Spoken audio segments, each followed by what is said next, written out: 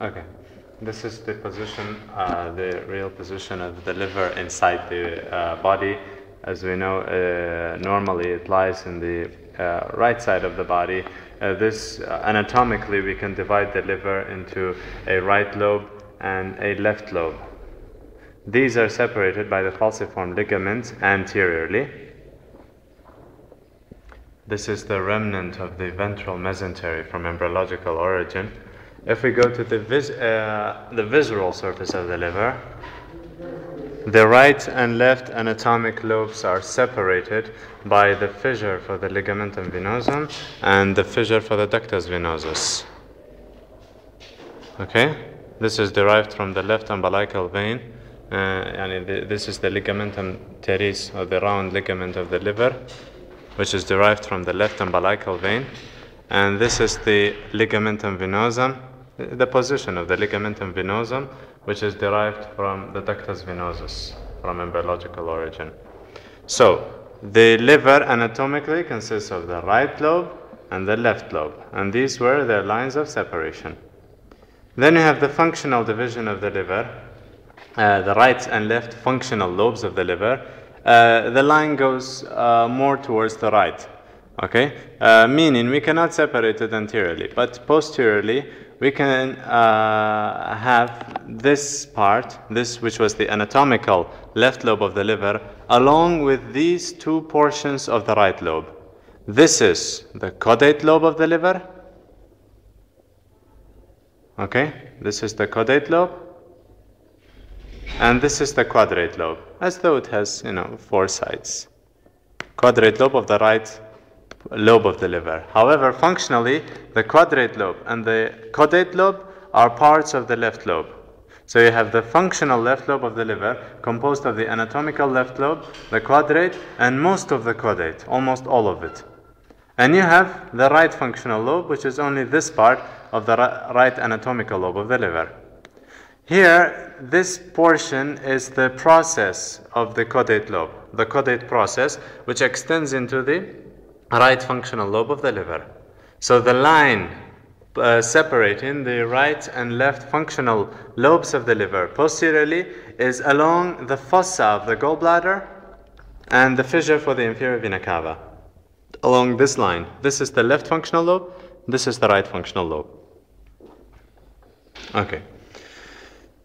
Some obvious structures. This is the simplified model. We have the other model which contains more detailed structures. So we wanted to begin with the simple one. This is the gallbladder. This is the fundus, the body of the gallbladder, and this is the neck. Okay? And if we go back to the ventral aspect, this is the fundus of the gallbladder. It lies at the transpyloric plane.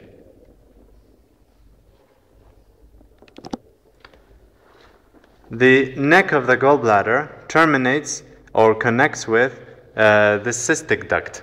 This is the cystic duct. Okay? And here it's joining with the common bile duct, common hepatic duct to form the common bile duct.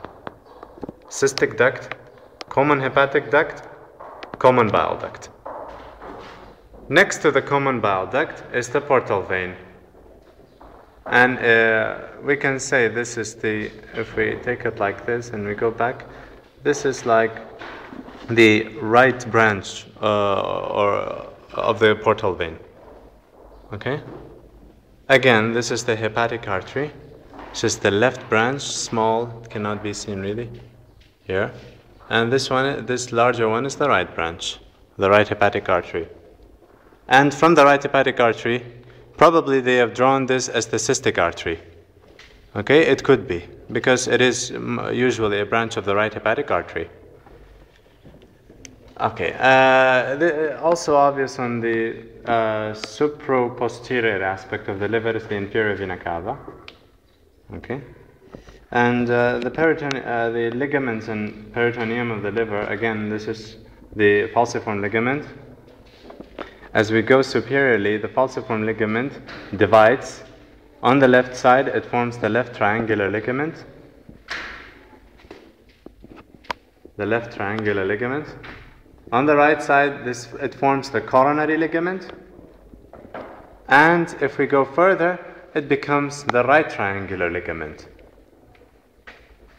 Okay? Okay. And as you can see, the area that is bounded by the two limbs of the right triangular ligament is devoid of peritoneum. This is the bare area of the liver. And lymph from this part of the liver drains into the posterior mediastinal nodes. Okay? And of course, the two other areas of the liver that are not bound and covered with peritoneum are the fossa of the gallbladder beneath it, because the peritoneum comes like this. So that part of the liver is not bound or covered by peritoneum, and also the area of the inferior vena cava. These are the three parts. Okay, this is for the simplified model. Okay, and this is the